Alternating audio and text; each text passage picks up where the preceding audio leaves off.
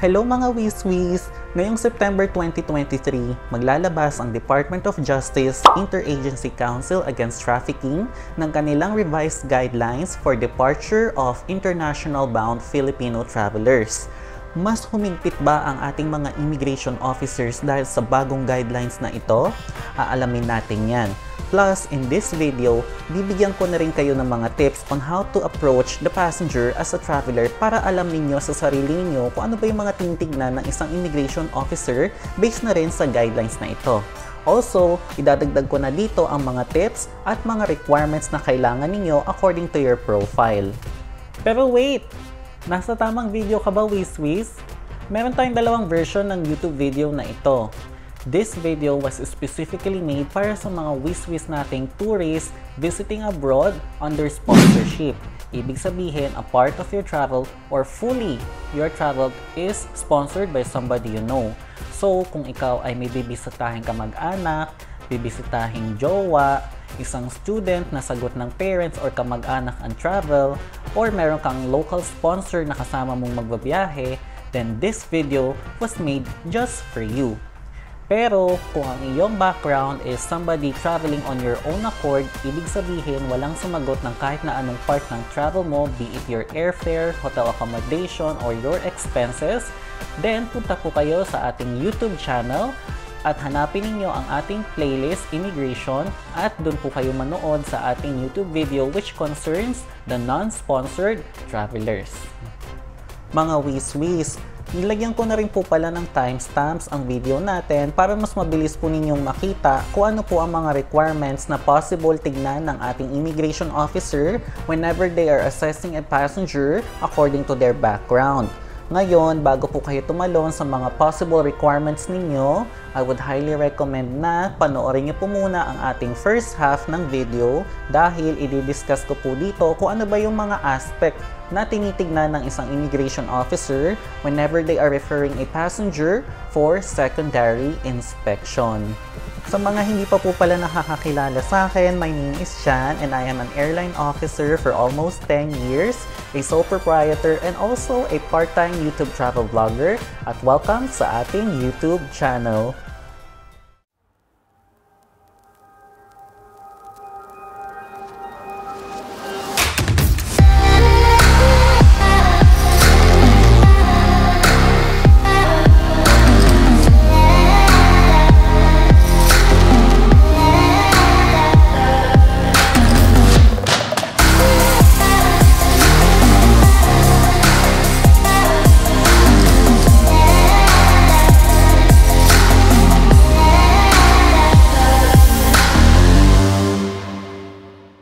Pillars of a traveler.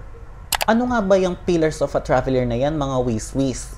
Actually, I coined the term pillars of a traveler dahil yan yung mga tinitignan na aspeto ng immigration officer whenever they are referring a passenger for secondary inspection. So ano-ano nga ba ito? According to the revised guidelines of 2023 ng ating Interagency Council Against Trafficking para sa mga departure formalities ng international-bound Filipino passengers, and I quote, "A passenger shall be referred for secondary inspection considering the totality of the circumstances such as, but not limited to, age, educational attainment, financial capacity, travel history, country of destination, purpose of travel, and your length of stay." Ngayon, hindi ko na isasama i-discuss dito yung inyong purpose of travel kasi ang video nga na ito is primarily designed para sa mga Wiswis nating magta-travel as a tourist. Also, hindi ko na rin isasama yung length of stay kasi iba-iba naman yan according to a passenger.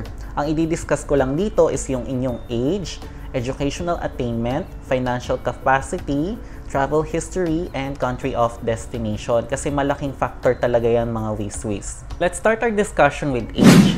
Actually, mga Wiswis, nakalagay ang guideline na yan dahil kasama sa kinukonsider ng isang immigration officer yung likelihood nating maghanap ng work overseas habang tayo ay nagta-travel as a tourist according to our age group.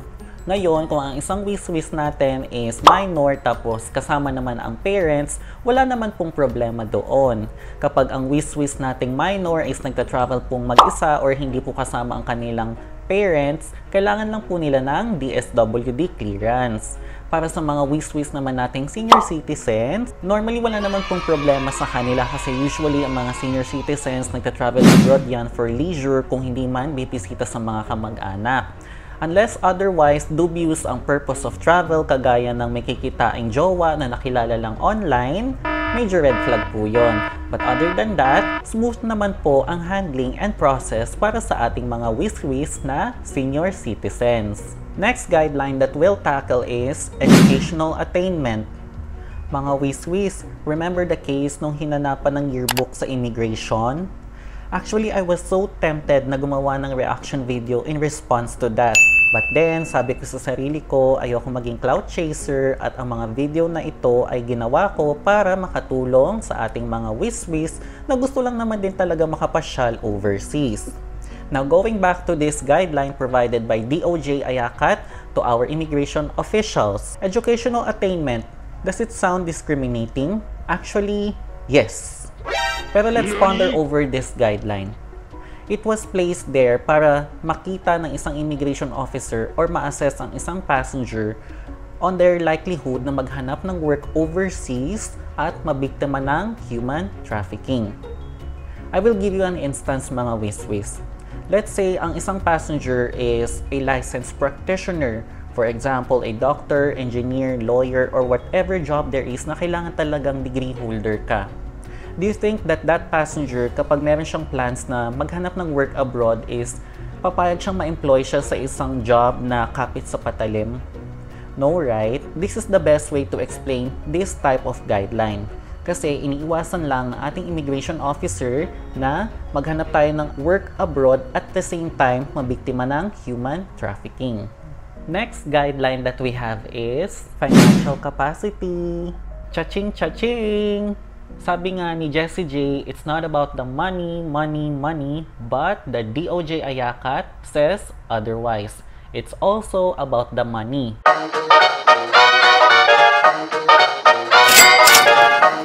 Now mga wiswis, naniniwala akong matatalino ang mga viewers natin sa ating YouTube channel at ginagamitan natin ng common sense ang video na ito. On my previous immigration vlog tips, I mentioned financial capacity as one of the key factors na tinitignan ng isang immigration officer whenever they are assessing a passenger. Ngayon, I included figures in order for me to better help you make understand my point of view. Kasi yung iba nagtatanong kung enough ba yung kanilang dalang pera at papayagan na sila ng immigration officer. Meron akong naging basher. Ang sabi niya, bakit ako pinayagan naman kung ang dala ko lang na pera was a measly 2,500 pesos bound for Singapore? So I asked this commenter. Sabi ko, ano po bang background ninyo? It turns out na ito palang nag-comment was traveling abroad for tourism, visiting yung ate niya na pregnant at nag-work doon, plus kasama niya yung kanyang papa.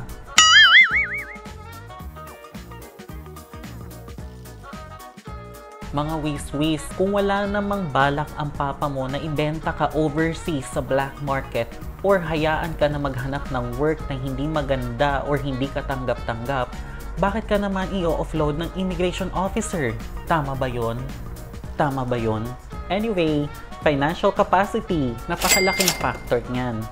Actually, marami kasing mga passenger before sa experience ng mga immigration officers na nagkakaroon ng misrepresentation or misdeclaration sa aspect na ito. To better make you understand, as an example, may mga Pilipino kasi na nagpapanggap na financially capable sila to travel, whereas hindi naman talaga. Ang nangyayari dyan is naglalagay sila ng malaking pera sa kanilang bangko at the very last moments before their trip. So usually few months yan. Kung hindi man, bagong open yung bank account. Kapag nagpapa-open kasi si immigration officer ng mga bank account through your mobile banking application or nag-request sila ng inyong bank statement, tinitignan nila yung consistency nung flow nung pasok ng pera. Ngayon, kung consistent yung pumapasok na pera tapos nagkaroon ng malaking amount at a questionable period, syempre malaking question mark sa kanila yon. Saan nanggaling itong pera na ito? Misconception kasi usually ng mga travelers is that masasabing financially capable ang isang passenger kapag siya ay may malaking pera. Pero ang totoo niyan, yung pera na yan, hindi naman nasa palakihan mga wiswis, nasa sustainability at capacity. Ganito, kasi yung mga malaking pera na yan, pwede kasi yung pinapa-withdraw ng mga kamag-anak din pagdating ng traveler abroad or ng kanilang mga partner or employer. Kaya nagkakaroon ng misrepresentation. So, malaking red flag talaga sa isang immigration officer kapag nakita nila na inconsistent yung pumapasok na pera tapos nagkaroon ka ng malaking pera sa bangko or last minute nag-open ng bank. Ngayon, ano ba yung usually nagtitrigger na magtingin sila ng inyong financial capacity? In my opinion mga wiswis, naniniwala akong kahit naman anong background mo, pwede nilang tignan yan. Kasi nga, as a tourist, dapat financially capable ka. Kasi syempre, bukod sa mga expenses mo na plan, meron ding mga unplanned expenses like yung mga emergency.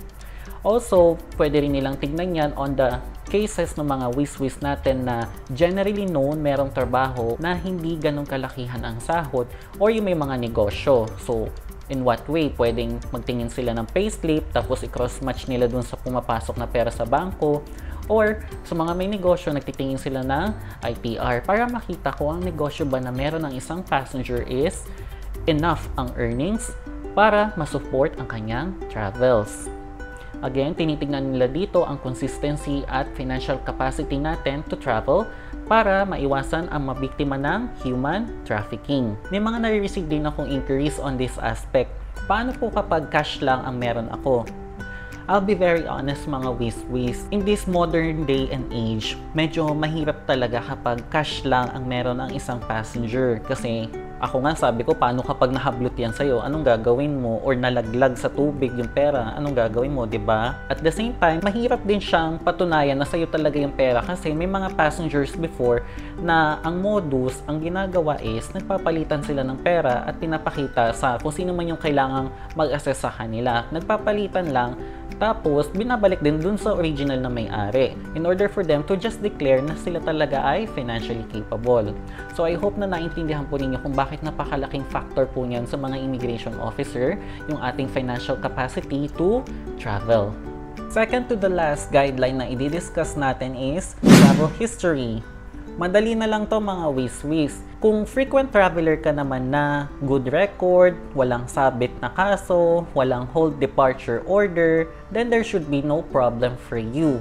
Ngayon, para sa mga wiswis nating nag-overstay sa ibang bansa, yung mga nagtagal ng 6 na buwan tapos hindi bumalik, major red flag yan kasi ang iisipin ng immigration officer is naghanap kayo ng work overseas at hindi kayo nag-secure ng inyong overseas employment certificate. Ngayon, para sa mga wiswis naman natin na talaga namang naghanap ng work overseas as a tourist, nag-TNT, tapos after some time, nakapag-isip, hindi pala kinaya ang work sa ibang bansa, bumalik ng Philippines, nakahanap ng work sa Pilipinas, nagstay for good, then decided na mamamasyal na lang talaga sa ibang bansa as a tourist. Wala nang halong hocus-pocus. Major red flag din po yun kasi usually from my experience, talagang ino-offload nila yung mga ganitong passenger dahil syempre, ang mindset dyan is baka mamaya maghanap na naman yung passenger na yon ng work sa ibang bansa. But then again, kagaya na sinabi ko sa bungad ng pillars of a traveler, it is the totality of the circumstances. Pwedeng makatulong sa inyo siguro yung naging work ninyo overseas kung okay naman yung kinalagyan ninyo. But then again, it still ends up on the immigration officer's hands kung papayagan ba nila kayo or hindi. I-highlight ko lang ulit na major red flag po ang ganitong profile. Last guideline that we'll tackle is country of destination. Actually mga wiswis, in essence, kahit naman anong bansa ang pupuntahan ng isang biyahero, as long as first-time tourist traveler or hindi pa ganun ka-traveled yung person, matanong ang immigration officer. Ngayon, kapag ang bansang pupuntahan is hindi talaga kilala bilang pasyalan, asahan nyo na mas madaming magiging tanong ang mga immigration officer. Mga wiswis, magsasampung taon na ako sa airline industry at part ng trabaho ko is mag-provide ng check-in service sa mga pasahero.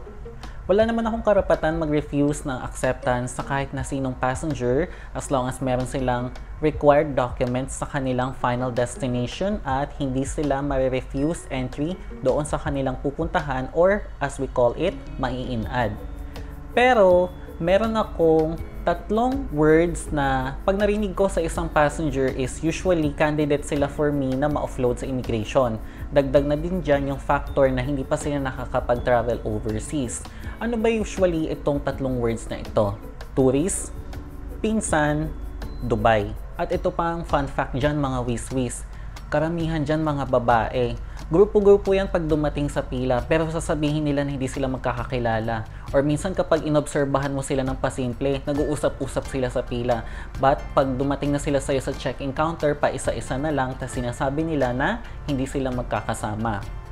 Ngayon, dito na ako sa Middle East mga wiswis at na-experience ko pa din yung ganitong mga cases. Usually, OFW yan, tapos babae, mag-isa lang din. Papunta na, dumadaan na lang dito sa bansa kung saan ako nagwo-work. Sa kanilang final destination, papunta na sila doon. Tapos, lalapit sila para mag-check-in, sasabihin nila na pupunta sila ng Dubai. Pero kapag hiningi mo yung mga documents nila, makikita mo minsan na hindi talaga Dubai yung kanilang final destination from the time of acceptance sa Pilipinas. Ibig sabihin, for example, pag sinilip mo yung OEC kapag hiningi mo, makikita mo na iba talaga yung bansang pupuntahan nila. Sa amin kasi bawal yun mga wiswis. Meron din ako mga kaibigan na nag-work dito sa Middle East at sa ibang bansa sila. Hindi ko na lang babanggitin yung country. But for their cases naman, may mga Pinay na for example, hindi sumasakay sa flight papunta ng Manila, hindi nagpapakita sa boarding gate, but rather kapag nakaalis na yung Manila flight, makikita nila na nakasakay na pala yung Pinay doon sa flight papunta ng Dubai. Now, why am I sharing this to you mga wiswis? Hindi para pamarisa ninyo ha, pero para malaman ninyo kung bakit napakahigpit ng mga immigration officers sa mga biyahero, lalong-lalo na sa mga solo female travelers. Kasi for me, sila talaga yung mostly notorious na hindi na bumabalik sa Philippines pagkatapos makaalis ng flight. Usually, kapag sinisilip namin yung return ticket nila, once nakadepart na yung flight, is cancelled na ni passenger itself or ni travel agency. Ngayon, ito yung iniiwasan ni immigration officer, yung mabiktima tayo ng human trafficking. Kasi let's say for instance na yung kababayan natin na yon is nakahanap ng work overseas, yung type of job na yon is kapit sa patalim. Kumbaga, chance na lang kung mabait yung amo o hindi. For example, naging kasambahay, paano kung nabugbog siya, hindi pinapasahuran, hindi pinapakain, kinukulong, kawawa naman yung kababayan natin na yon. So, para sa mga may balak po na maging tourist worker, please, pag-isip-isip po kayo kasi bukod po sa chances na hindi maging okay ang inyong kalalagyan, also, nadadamay din po yung iba nating mga wiswis na gusto lang naman mamasyal. Paano kapag meron tayong solo female independent woman, hindi naman ganon kaganda yung trabaho or hindi ganon kalaki yung sahod, pero gusto niya lang mamasyal? Paano kapag the time na siya na yung magta-travel, na-hold pa siya sa immigration kasi mapaghinalaan na may tinatagong ticket sa papunta kung saan man? Kawawa naman yung wiswis natin na yon. Sayang ang pinaghirapan, sayang ang pinag-ipunan.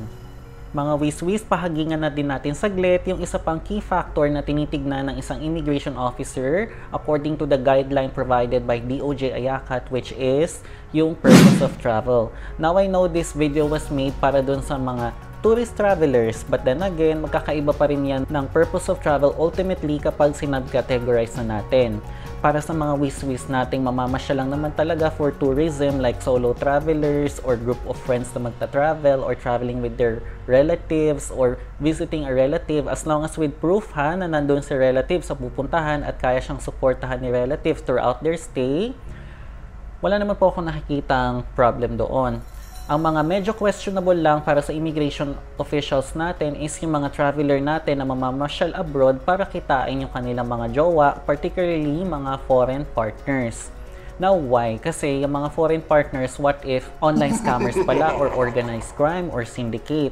May mga Pinay kasi na pinapadalhan ng pera ni foreign partner, but at the end of the day, kung pwede nating i-assume na yung investment na yon is kapag nakuha nila yung Pinay at na biktima na ng human trafficking, mas malaki ang return of investment sa kanila.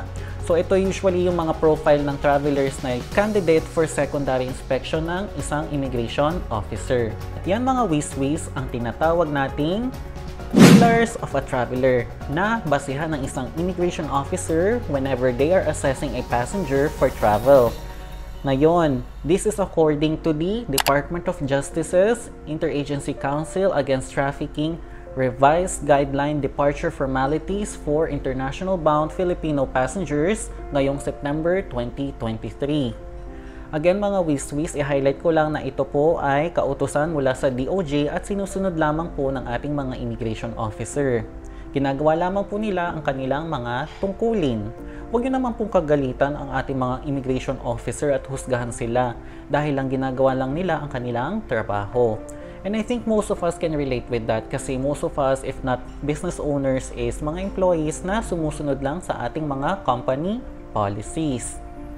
Ngayon mga wiswis, I do not discount na may mga immigration officers na crooked at sila yung mga dapat na i-report, ipatanggal at ipakulong. But then again, you can't compare with people to Rotten Tomatoes na kapag bulok yung isa, damay na lahat.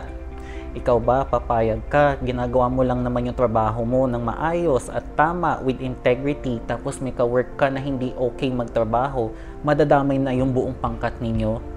Diba hindi? There's no justice in that. So again, ang mga immigration officer po natin ay nandiyan para protektahan tayo sa human trafficking at ginagawa lamang po nila ang kanilang tungkulin.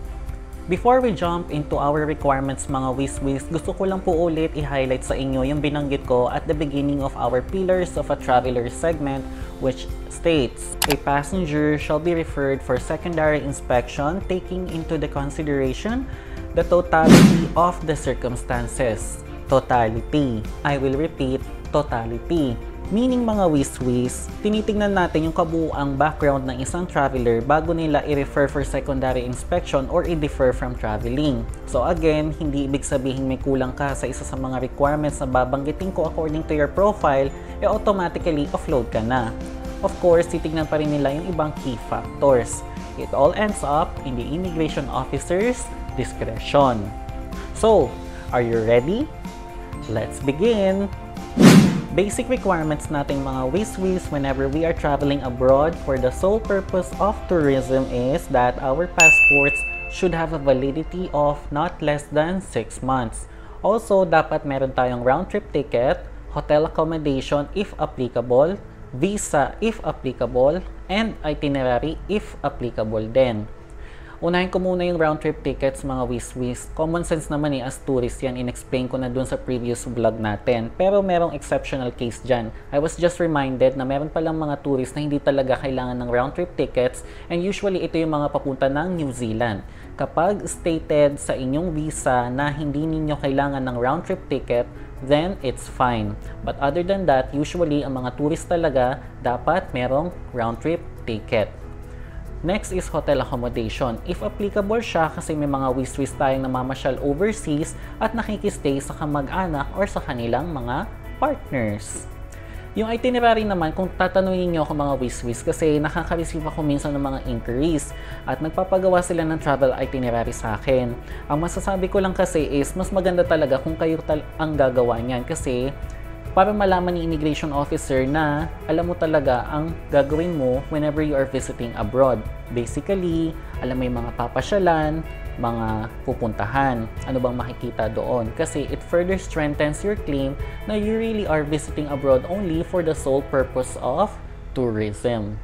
Now, these are your requirements according to your background. Para sa mga wiswis nating dadalaw sa mga kamag-anak overseas, kailangan nyo pong patunayan unang-una na ang inyong kamag-anak is indeed nakatira nga po sa ibang bansa. Pangalawa, kailangan nyo rin pong patunayan na ang inyong kamag-anak is financially kaya po kayong suportahan. So ano-ano nga po ba ang mga requirements na ito? Kapag ang kamag-anak mo is on the first civil degree, according to the 2023 revised guidelines na lalabas ngayong September ng AYACAT or Interagency Council Against Trafficking Revised Guidelines for Departure Formalities of International Bound Filipino Passengers, kailangan nyo pong mag-provide ng NSO birth certificate na matitrace po na first degree na kamag-anak nyo nga po talaga ang inyong pupuntahan. Hindi na po nila sinama dito yung AOSG or Affidavit of Support and Guarantee. Pero kung akong tatanungin ninyo mga wiswis, mas maigi pa rin na magpagawa kayo sa inyong kamag-anak ng AOSG at ipa-apostil ito sa Philippine Embassy or ipa-authenticate sa Philippine Embassy kung saan po kayo pupunta. Also, kung po pwede po, kung OFW po ang inyong kamag-anak na bibisitahin, magpahingi na rin kayo ng copy ng kanilang latest OEC dahil napaka-powerful po niyan. Idadagdag ko na rin po dito na may factor din po pala kung paano nakaalis ang inyong kamag-anak at na-secure ang kanilang residence or work overseas. In my opinion, may impact po kasi kung paano sila naging OFW. Kung maayos po ang naging exit nila, better din ang magiging exit ninyo. Pero kung ang kamag-anak po natin is meron pong history ng pagiging TNT, asahan nyo po na mag-a-assume din yung immigration officer na tayo din po is gagawin ang ganitong bagay. Para po dun sa mga hindi na po first degree na kamag-anak or hindi immediate relative, like for example, up to the fourth consanguinity like tito, tita, hipag, biyenan, bayaw, pinsan, definitely, kailangan nyo po ng AOSG according to the revised September 2023 AYACAT guideline. Pero kahit na hindi mo pa siya relative on the fourth consanguinity, kahit first degree lang, ang personal recommendation ko pa din is magpagawa kayo ng AOSG. Frequently asked questions. I will meet my sponsor on another country other than the country of their residency. I will give an example para mas mabilis ninyong maintindihan. Ikaw, as an individual, ay manggagaling sa Pilipinas. Ang sponsor mo na kamag-anak is manggagaling sa Europe. Pero magkikita kayo sa Southeast Asian country. For example, Thailand, sa Indonesia, or somewhere else. Paano yung AOSG authentication? According to one of our wiswis na directly tumawag sa Philippine Immigration Office, ang sabi sa kanya, dapat ang kanyang AOSG is napa-apostil or na-authenticate sa Philippine Embassy on the country of destination. Ngayon kung iisipin natin, medyo mahirap yun mga wiswis, diba? So kung hindi po kakayanin, baka pwede naman magpagawa na lang kayo ng AOSG sa inyong kamag-anak at ipa-authenticate or apostil ito sa Philippine Embassy kung saan po sila nakatira. Again, this ends up in the immigration officer's discretion kung tatanggapin po ba nila yung ganitong situation. Hindi siya makakapagbigay ng AOSG. Either wala ng time, or malayo yung embassy, or hindi talaga kaya sa financial capacity. Most commonly para sa mga wiswis nating nasa UAE na gustong mag-invite ng mga kamag-anak sa Philippines. Kasi ang alam ko, meron yan dapat at least 10,000 dirhams na sahod. Ganito mga wiswis, talagang importante yung AOSG na yan kasi tinitignan dyan ni immigration officer kung kaya mo ba talaga financially na panagutan yung kamag-anak mong dadalhin overseas. Kasi kapag napahamak yan, pwede rin silang managot. Ngayon, kung hindi po makakapag-provide, the chances na ma-offload po yung kamag-anak na papapasyalin natin overseas or kung tayo po yung mamamasyal tapos hindi makapagbigay yung kamag-anak natin sa atin ng original AOSG na na-authenticate sa Philippine Embassy sa ibang bansa, mas malaki po ang chance natin na ma-offload. Pero may mga exceptional cases po dyan. And again, this ends up in the immigration officer's discretion. Kung papayagan po ba nila ang isang traveler na mag-travel without their AOSG. Malayo ko na po siyang kamag-anak at hindi na po matrace ang aming kinship. Actually mga wiswis, uunahin ko po muna yung AOSG aspect. Required po kasi talaga yan kapag traveling tayo under sponsorship. So, ang AOSG according to our DOJ AYACAT guidelines, dapat po up until the 4th level lang ng consanguinity. Ibig sabihin, up until ka na pinsan, tita, tito, bayaw, hipag at biyenan lang siya. More than that, hindi na po nag-authenticate yung ating mga Philippine Embassy overseas. So kung hindi po kayo makakapagpa-authenticate nito, medyo red flag na po ang ating situation. Do you remember the case mga wiswis nung naging headline dahil hinanapan sila ng 10 birth certificate? I think the same situation can be implied here. So again, hanggat maaari po, kailangan natin makapagpa-authenticate ng ating AOSG sa Philippine Embassy at dapat dala po ito ng traveler na paalis ng Philippines yung original copy. Also, kailangan mo rin patunayan na kamag-anak mo nga talaga yung pupuntahan overseas. So, hanggat maaari magdala ka ng NSO birth certificate, yung original ha, na magte-trace na magkamag-anak nga kayo. Again, may relate natin yan dun sa hinanapan ng 10 birth certificate. Kasi kung untraceable na ang inyong kinship, malamang sa malamang, hindi rin kayo papayagan ng immigration officer. Para sa mga wish-wish nating bibisita abroad sa kanilang mga jowa or partner, upload! Ang hirap pag hindi pa nagkaka-jowa. Hoy, dami ko ng payo-payo dito. Baka pwede niyo naman tulungan din ako sa love life ko, di ba? Joke lang yun mga wish-wish. Hindi ako magla-love life forever. Ngayon, going back sa ating mga visiting sa partners overseas. O sige na nga. Kapag visiting ka ng partner mo overseas, kailangan mo patunayan basically na in relationship nga talaga kayo. Pangalawa, kailangan mo rin patunayan na si sponsor mo na partner is kaya talagang isupport financially. So ano-ano ba yung mga requirements niyan? Para sa mga Filipino po, yung partners overseas, kailangan niya pong patunayan na si Filipino nga po is doon nakatira, nagwo-work. So, kailangan mo ng copy ng passport niya, residence ID, work visa, at yung latest copy ng OEC if OFW po. Then, of course, kailangan mo ng AOSG or Affidavit of Support and Guarantee. Ngayon, sinabi ko para dun sa may mga kamag-anak, baka kasi may nanood sa inyo na up until the 4th level of consanguinity lang siya. Kasi yun lang yung tinatanggap sa mga ina-apostille or ina-authenticate ng Philippine Embassy. Sa case po ninyo, kung hindi po ma-authenticate or ma-apostille kaagad ni Embassy yung inyong AOSG, kung ipapanotarize lang po sa local notary office doon sa country of destination, at least itry nyo pong idaan sa Philippine Embassy kung pwede pong ipa-authenticate. Ngayon, para naman doon sa mga wish-wish nating foreigner ang partner, kailangan nyo pong patunayan unang-una ulit na in relationship nga po talaga kayo dun sa jowa ninyo. So, minsan nagsisilip po sila dyan ng pictures together if nagkita na. If hindi po nagkita, first time pa lang makikita, major red flag yan, mga wish-wish ha. So, maging ingat din kayo. Ako, personal advice ko, kilalanin nyo ng maigi yung kikitain ninyo. Pangalawa po, kailangan nyo rin i-establish na kung for example nakita na kayo in person, at least hingi kayo ng copy ng passport nila at arrival stamp sa Philippines. So again, uulitin ko kung hindi ko pa nabanggit, conversations, pictures together, it will help you po. Pangatlo, idadagdag ko na bukod sa AOSG, same po ng procedure kagaya dun sa mga Filipino po yung partners, pero may extra pa kayo which is CFO Guidance and Counseling Certificate. Yan po is nakukuha po online, nagpapa-appointment po, may bayad din daw po yan at may interview at assessment. Ang alam ko nga po pang Miss Universe ang tanungan para makakuha niyan, like, paano mo nasabing mahal mo siya? Or, what is love? Mga ganon. Frequently asked questions. Kulang po ako ng isa sa mga requirements na binanggit mo, like for example, yung AOSG na originally authenticated sa Philippine Embassy overseas or napa-apostille doon, or yung mga may partner po na foreigners tapos hindi makakapag-provide ng CFO Guidance and Counseling Certificate.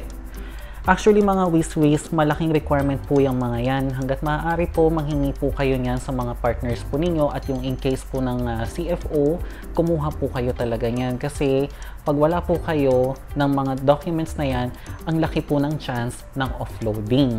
Lilinawin ko na rin mga wish-wish ha, na kahit kasama mo si partner at the time of travel, mag-provide pa rin kayo niyan. Hindi porket kasama mo na siya is hindi ka nakukuha ng mga requirements na yan. Kasi again, the purpose of you traveling abroad is to visit your partner.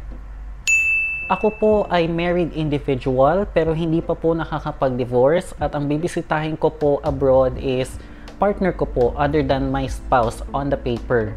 Kung babalikan natin yung mga binanggit ko mga wish-wish, we will refer to this as you need to establish na in relationship nga talaga kayo sa inyong pupuntahan. In this case, yung inyong mga current partner. Kung kayo po ay legally married pa at hindi pa nakakapag-divorce, medyo red flag po talaga yan. Kung ako pong tatanungin nyo, in my opinion, kasi pwede kasing maging case yan ng human trafficking.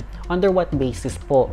May iba kasing traveler na nagpapanggap na partner lang nila yung pupuntahan nila, but at the end, recruiter recruiter na pala or employer. So again, agahan po ninyo sa airport kasi possible pong candidate kayo for secondary inspection. I am meeting my partner for the first time. Actually mga wiswis, para nga pala dun sa mga may kikitain na jowang foreigner overseas, medyo red flag talaga yon sa immigration. So agahan po ninyo sa airport kasi kayo po talaga ay subject for secondary inspection. Again, on the totality of the circumstances. Ako mga wiswis, opinion ko na lang ito ha.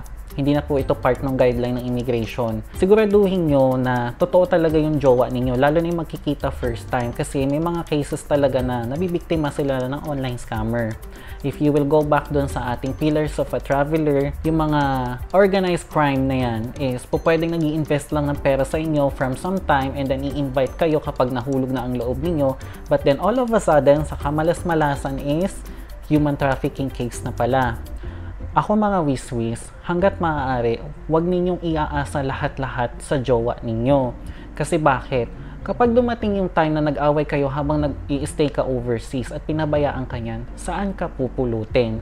Yan yung kinakatakot ko para sa mga kapwa Filipino natin sa totoo lang. Kasi may mga Pilipino din talagang nag-travel overseas at hindi ko rin maintindihan, no? Yung totally inasa nila lahat-lahat sa jowa nila. Ultimo pambili ata ng napkin is nakaasa kay jowa. So, hanggat maaari wiswis, wag po niyong gagawin yung mga ganitong case. Again, totality of the circumstances. Kung ikaw naman is merong trabahong matino at nakakapag-ipon kahit papaano, at least bring some money on your own and provide proof kay immigration officer na kaya mo rin ang sarili mo if in case magkaroon ng something between you and your partner. Kasi at least mas magiging confident yung immigration officer na kapag pinabayaan ka na niya or ginaw ka na niya overseas, kahit na anong mangyari, kaya mo pa rin ang sarili mo. Para dun sa mga viewers nating may wiswis sa ibang bansa. Ngayon, kung meron po kayong kaibigan sa ibang bansa at inimbitahan po kayo ng inyong friend, basically kailangan nyo pong establish na friend nyo nga siya at financially capable siyang suportahan ng inyong travel. So ano po ba yung mga pwede nating i-prepare? Pictures together if nagkita na po, conversations. First tip ko sa mga ganitong travelers is kailangan nyo pong agahan sa airport kasi yung mga ganitong cases usually subject for secondary inspection yan at napakatagal ng pila dyan for what I have experienced before. Ngayon po, asahan ninyo na personal ang mga tanong sa aspect na ganito. Like for example, gano'n na kayo katagal magkakilala at paano kayo nagkakilala. Siyempre, ways kung hindi pa kayo matagal na mag-friends tapos online lang kayo nagkita. Asahan ninyo na ang iisipin ni immigration officer is that illegal recruiter yung pinapakilala mo as kaibigan mong pupuntahan sa ibang bansa. Yung mga conversations, wag masyadong madaming delete mga wiswis ha, kasi red flag yan dahil sa totoo lang iisipin ng immigration officer na may tinatago kayo. Ngayon, kailangan nyo rin po mag-provide ng AOSG or Affidavit of Support and Guarantee. Ngayon po, ang sinabi ko sa mga other cases ng travelers na may bibisitahin abroad, yung sa mga may jowa or kamag-anak, dapat po is napa-authenticate ito or apostille sa Philippine Embassy. Pero may limitations up until the 4th level of consanguinity lang. Ang personal recommendation natin dyan is kung kaya po ipanotaryo sa local notary office or legal entity doon sa bansang pupuntahan, ipanotaryo po, then saka nyo ipa-authenticate sa Philippine Embassy or ipa-apostille at ipa-courier pabalik ng Pilipinas kasi kailangan niya po ng original copy niyan. Also, kailangan mo rin patunayan na ang pupuntahan mo nga sa ibang bansa is doon nakatira. So for example, kung si friend ay Filipino OFW, kailangan mo ng copy ng passport niya, ng residence niya doon or work visa, and also kung may latest copy ng OEC. Para sa mga whiz nating students, basically, kailangan nyo lang patunayan na kayo nga ay active student enrolled in your school. So, ano nga ba yung mga documents? School ID at registration card. That's it. Ngayon, ito lang naman ang background ng mga traveling students for tourism. Either may kasamang kamag-anak, or kasama ang barkada, or solo traveler. Uunahin ko yung may kasamang kamag-anak. Kung first degree naman na kamag-anak yan, I don't think there will be any problem. For example, kasama mo naman si mommy, si daddy, si ate, kuya, as long as hindi ka minor ha, na hindi si mommy, daddy ang kasama. Kasi kapag minor, kailangan ng DSWD clearance. Uulitin ko lang, kailangan ng DSWD clearance kapag minor at hindi kasama ang parent. Ngayon, kung sila tito, tita ang kasama at hindi na first degree ang kasamang kamag-anak, I would highly recommend kung makakapagpagawa kayo ng affidavit of support at ipanotaryo po ito. That is reference to the September 2023 revised guidelines for departure formalities of international bound passengers na in-establish ng Interagency Council Against Trafficking. Ngayon po, yung sa mga may kasamang barkada na students, so syempre ang tanong, paano mo na-afford na mag-travel? Kung ang savings mo is nanggaling sa mga budget na pinapabaon sa iyo ng magulang mo, technically sponsored ka pa din. So therefore, kung maaari, magpagawa ka ng AOSG. I-highlight ko lang mga wiswis, common sense naman na yung mga ganitong klase ng traveler is usually few days lang ng stay. So, mas maganda talaga kung meron din kayong travel itinerary, yung mga students na kasama yung barkada. Kasi syempre, ano bang pupuntahan nyo sa ibang bansa? Dapat alam ninyo yon. Pangalawa po, yung mga students nating part-time working students at hindi naman na nagpasagot sa kahit na sino, kayo po ay papasok na sa under non-sponsored travel. So, ibig sabihin po, ang recommendation ko, panoorin nyo yung isang video natin para sa mga employed na individuals. Kasi, yung po mga non-sponsored na po yun, technically, non-sponsored employed ka na. So, ibig sabihin, kaya mo na yung sarili mo. Idadagdag ko na din na kung hindi mo immediate kamag-anak ang iyong kasama at mga pinsan, tito, tita, ganon, mas maigi po na mag-provide po kayo ng NSO birth certificate kung saan po matitrace ang inyong kinship. Para sa mga whiz-whiz nating merong local sponsor, basically, ang requirements po ninyo is similar dun sa mga whiz-whiz din natin na visiting abroad sa kanilang relatives or partners. It's just that sa inyo po, instead na AOSG which should be authenticated sa Philippine Embassy overseas sa country of destination, sa inyo po is kailangan meron kayo unang-una common sense return ticket na consistent dun sa local sponsor na kasama ninyo on your trip.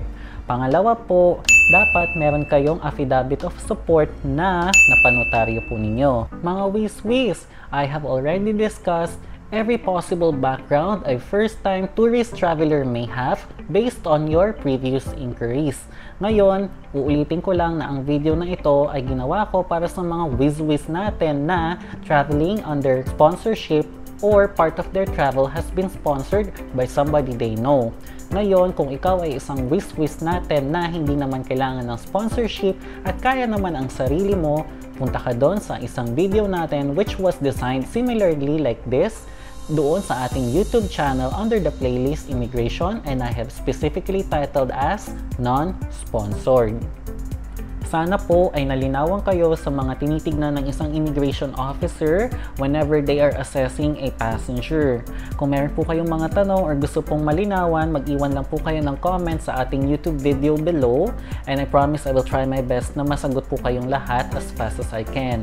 Advance apologies na rin po kung nagtatagal po ako mag-reply kasi lately nagiging challenging na po yung mga flights po namin. Kung nagustuhan niyo po ang ating YouTube video na ito, please hit the like button below and don't forget to show your support by subscribing to our channel and also turn on your notifications bell para updated kayo sa ating mga future contents. Muli mga whiz-whiz, ako po si Chan, ang inyong kaibigan kung kaya't nasan ka man sa buong mundo, sana hindi ka nakakaramdam ng kalungkutan. And together, let's create a world that is less lonelier and more friendlier for everyone. In here, you always have a friend. Hashtag whiz-whiz movement. Ingat kayong lahat mga whiz-whiz, and bye!